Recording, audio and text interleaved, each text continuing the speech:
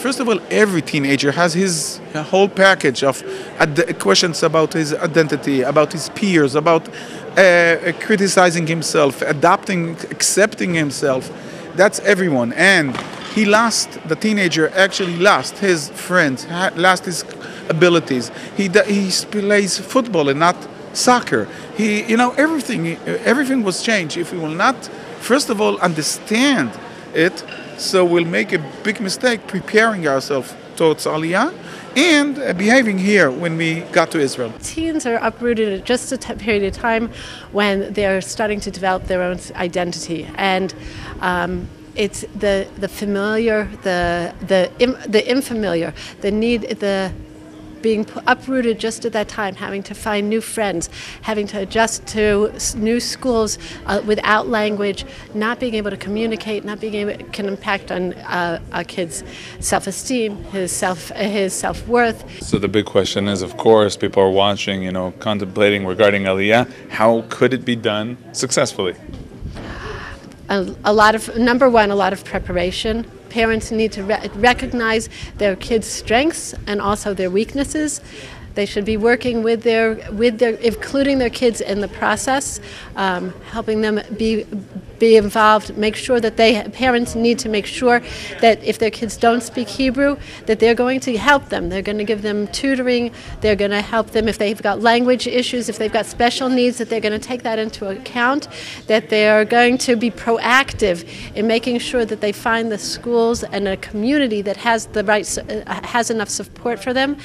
And also, mostly that they are there for their kids, that they listen to their kids, that they make room and understand that this is not going to be easy for them, and that it will take time. But if the parent believes that they have the resources to survive and to get through it, and they have the confidence in themselves, then that often is what the teen needs to know to build their own resilience. Is when they see their parents struggling and succeeding, that helps them to see that as well. The first thing that you have to learn is the Mishnah that says, "Lo alecha melacha ligmor v'yeta ben chorin libatel mimena." That means that there are really many challenges and not everything we can solve, and relaxing. After saying that, we have to ask ourselves, what is the best thing that we can do? And my position, or my contribution to the discussion, was before dealing with the kids, what can we do as parents to ourselves?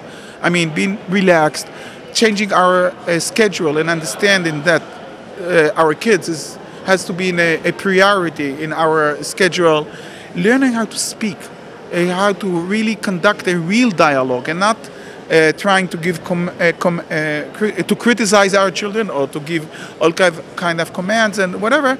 I spoke about many things that we can do for ourselves before we are facing the challenge of teenagers that made the Aliyah and immigrant actually from a state to a state. Regarding integrating for that age specifically, teens, is it better to be with a group of Anglos, or is it good actually, throwing them out there to the Israelis? I think that most teens need to have. There's a rare teen that can survive without having a group of friends, a peer group around that's similar to them, that speaks their language. That doesn't mean they have to be in an all Anglo community, but they need to have an environment where that's supportive. Can a teen come out strengthened and even better from this experience? Maybe taking the whole issue as his challenge, as a teenager challenge. Definitely. Many of them actually. It's a good idea for every one of us to transfer and to shift from a culture to a different culture.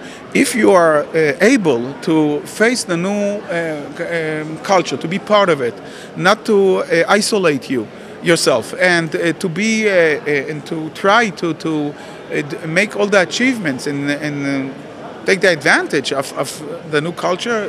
It's amazing.